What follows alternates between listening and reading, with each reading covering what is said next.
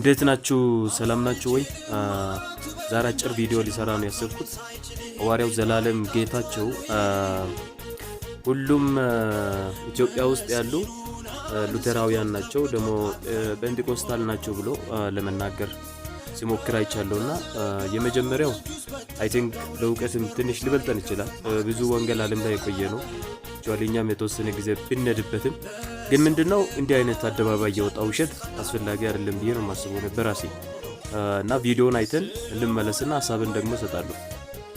የኢትዮጵያ ቤተክርስቲያን ሁላችንም ጴንጤቆስታል፣ ሁላችንም ሉትራን፣ ሁላችንም ነው ባፕቲስት ነን። ሁላችንም እንግዲህ ይሄንን ነው የሚመስለው።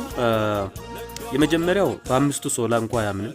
ለምሳሌ በእምነት ብቻ በጸጋ ብቻ የሚለውን አትሊስት ሉተራውያን የሚያምኑትን አያምንም፣ አይቀበልም። ሰው ድነቱን ሊያጣ ይችላል ብሎ የሚያስተምር ሰው ነው። ከዚህ በፊትም ቪዲዮ ለመስራት ሞክሬያለሁ። ሁለተኛ ሁሉም ሉተራውያን ጴንጤቆስታል የሚሄድ ያላቸው እሱ ደግሞ ሁሉም ጴንጤቆስታል ናቸው ስል አትሊስት አይን አለን የሚያነብ፣ አይምሮ አለን የሚያስተውል እና ሁሉንም አንድ ላይ መፈረጁ ጥሩ ነው ብዬ አላስብም። ሐዋርያ ነው እሱ። አሁን በሐዋርያነት ኦፊስ አላምንም በዚህ ዘመን ለምሳሌ። ምክንያቱም ሐዋርያት 13 ናቸው። ከዚያ ውጪ ሐዋርያ የተሾመም የለም አልነበረም። ሐዋርያት መሰረት ጥለዋል። ዳግም መጽሐፍ የለም። ዳግም ኢየሱስ ክርስቶስ ለሰው ልጅ የማዳን ፕሮግራም የተሰወረ ምስጢር የለም፣ ገና የሚገለጥ ሁሉ ተገልጧል። የመጨረሻው ዘመን እንኳን የሚሆነው ሁሉ ተነግሮ ነው ያለቀውና ሐዋርያ ለምን ያስፈልጋል?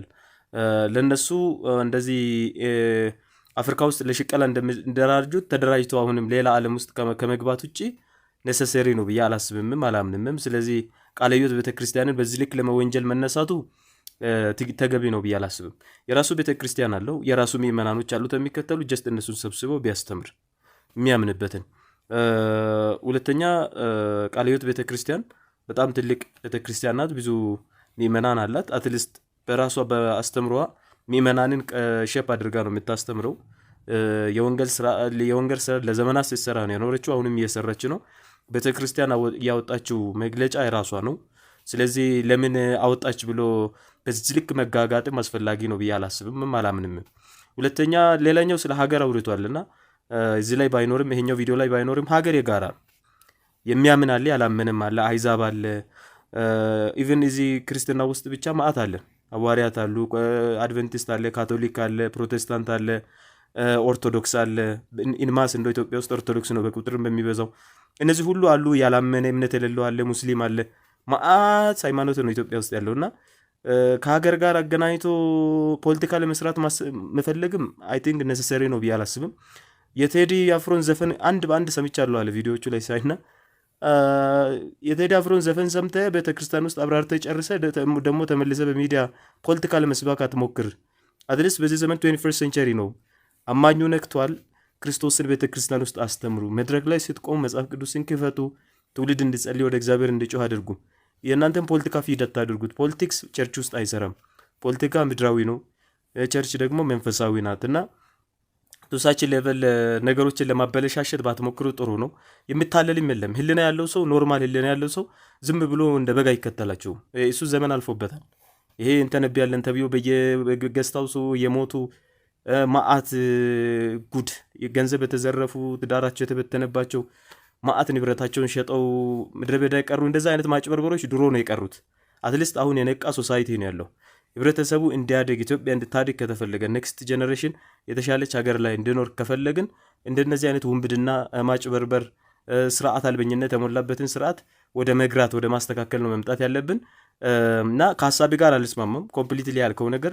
ኢቭን አሁን እኔ አብያተ ክርስቲያናት ካውንስሉ ራሱ ተቋቁመዋል፣ ግን አስፈላጊ ነው ብዬ አላስብም። ቢበታተኑ እያንዳንዱ በየእምነት ተቋም ሜካኒሱስ የራሷ ምእመናን በራሷ ብታስተዳድር፣ ሙሉ ወንጌል እንደዚያው፣ መሰረተ ክርስቶስ፣ ሕይወት ቃል፣ ሕይወት ብርሃን፣ አሰምብል ቤተክርስቲያን፣ እያንዳንዱ ቤተክርስቲያን የራሱን ቢያስተዳድር። ምክንያቱም በዶክትሪን ይለያያሉ።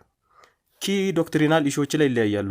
አንዱ መዳን በጸጋ ብቻ አይደለም ብሎ ድነትን ያጣል ብሎ የሚያስተምር ዘላለም፣ ሌላው ደግሞ በጸጋ ብቻ ነው ሰው የሚድነው በስራ አይደለም ብሎ ደግሞ የሚያስተምራል። እንዴት ነው አንድ ልትሆን የምትችለው?